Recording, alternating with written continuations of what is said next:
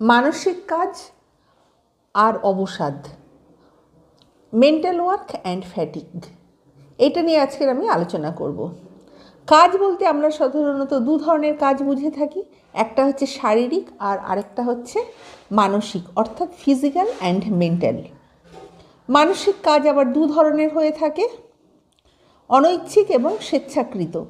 যখন ইচ্ছা প্রয়োগ করে আমার কোনো বিষয়ে চিন্তা করতে হচ্ছে না, তখনও মনের কাজ চলছে, এলোমেলোভাবে মনে চিন্তা যাওয়া আসা করছে, তবে এটা হলো অনৈচ্ছিক কাজের উদাহরণ, মানে অনৈচ্ছিক মানসিক কাজ যেটাকে বলা হচ্ছে। মানে এখানে কোনো চিন্তা করার দরকার নেই, এখানে যে অটোমেটিক্যালি এই যে চিন্তাটা, এই যে কাজটা হচ্ছে, এই যে চিন্তাটা অটোমেটিক্যালি আসতে যাচ্ছে, এটাই হচ্ছে মানসিক কাজের উদাহরণ।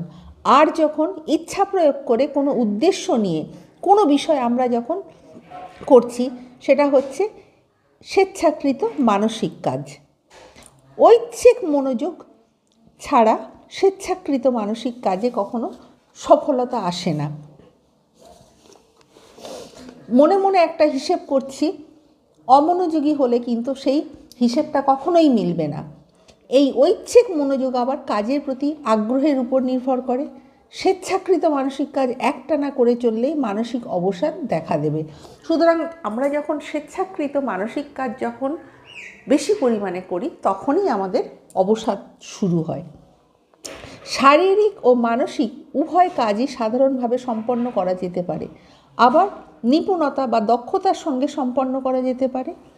যথাযথ শিক্ষা, অভ্যাস, অনুশীলন ও সঠিক কর্মপদ্ধতি অনুসরণ করার জন্য যখন কোনো কাজ স্বতঃস্ফূর্ততার সঙ্গে স্বচ্ছন্দভাবে এবং নির্ভুলভাবে সম্পন্ন করা যায়, তখনই সেই কাজে দক্ষতা প্রকাশ পায়। আর যে কোনো কাজ দক্ষতার সঙ্গে সম্পন্ন করতে হলে তা নিপুণভাবে শিক্ষা করার প্রয়োজন রয়েছে।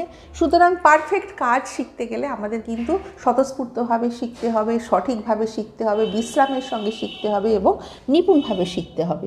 কিন্তু কোনো কাজে দক্ষতা অর্জন করলেও সে কাজ সম্পাদন করার সময় দক্ষতার মান বরাবর বজায় রাখা সম্ভব হয় না। সুতরাং পরিষ্কারভাবে বোঝা গেল যে আমরা যখন অনেক কিছু দক্ষতার সঙ্গে শিখি, দক্ষতার সঙ্গে আমরা অনেক কাজই করি, কিন্তু অনেক সময় সেই দক্ষতার মানটা আমরা সঠিকভাবে নিরূপণ করতে পারি না। নিপুণভাবে কাজ শিক্ষা করলেই যে সব সময় তা বরাবর দক্ষতার সঙ্গে সেই কাজ যে সম্পন্ন করা হবে, তা কিন্তু সম্ভব নয়। অন্যান্য কতকগুলো বিষয়ের প্রভাব কর্মীর উপর এমনভাবে পড়তে পারে যার জন্য কর্মীর দক্ষতা ব্যাহত হওয়ার সম্ভাবনা থাকে। সুতরাং